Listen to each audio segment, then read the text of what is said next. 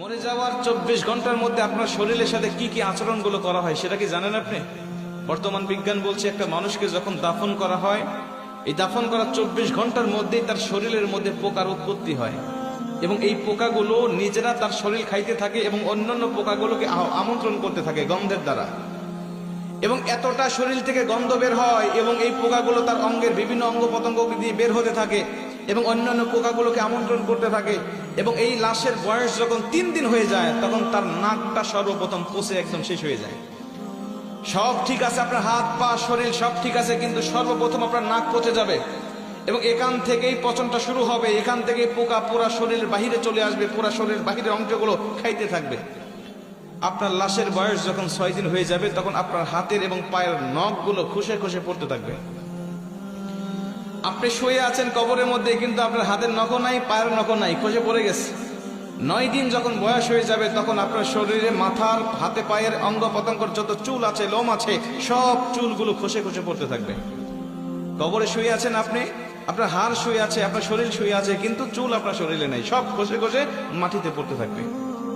বিজ্ঞান বলছে যখন এই লাশটার বয়স 17 দিন হয়ে যায়, এই 17 দিন পর্যন্ত লাশটা শুধু ফুলতে থাকে, ফুলতে থাকে, পেটটা শুধু ফুলতে থাকে। এই ফুলার আকৃতি যে কত ভয়ঙ্কর, যদি কোনো মানুষ দেখতে পারতো তাহলে কবরের চিন্তায় সর্বসময় ব্যস্ত থাকতো।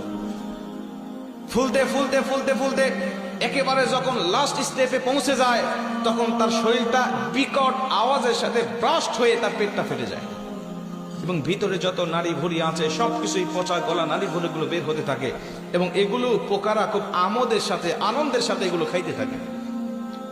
খাইতে খাইতে এই লাশের বয়সটা যখন 60 দিন হয়ে যায়, লাশের বয়স 60 দিন হয়ে যাওয়ার পরে তার শরীরের 1 ইঞ্চি পরিমাণ গোস্ত থাকে না, চামড়া থাকে না, সব কিছু একেবারে শেষ হয়ে যায়।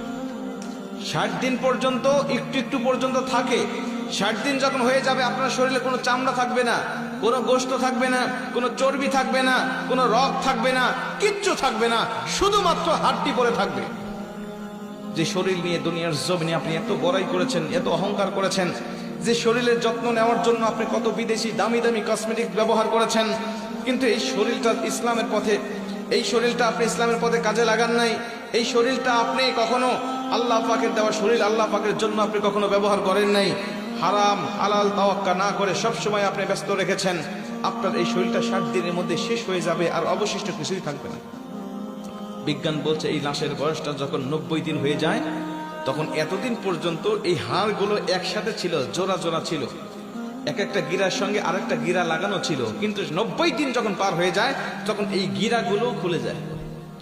গিরাগুলো তার শরীরের সাথে আর থাকে না। এটা যে মানুষের কঙ্কাল, একটা মানুষ এই 90 দিনের আগে এটা দাঁড় করালে এটা হাড়গুলো ঠিক থাকতো, কিন্তু যখন 90 দিন বয়স হয়ে গিয়েছে প্রতিটা জয়েন্ট থেকে এই হাড়গুলো খুলে খুলে পড়তে থাকে। 3 মাসের মাথায় যখন সব খুলে যায়, 1 বছর হতে না হতে তার হাড্ডিগুলো মাটির সাথে মিশে যেতে থাকে। জোরে করে আল্লাহু আকবার। হাড্ডিগুলো মাটির সাথে মিশে যায়। প্রিয় ভাই, এই শরীর নিয়ে অহংকার করার কিছু আছে? আল্লাহ বলে অহংকার আমার চাদর, এই চাদর ধরে যদি কেউ টান দেয় আমি আল্লাহ সহ্য করতে পারি না।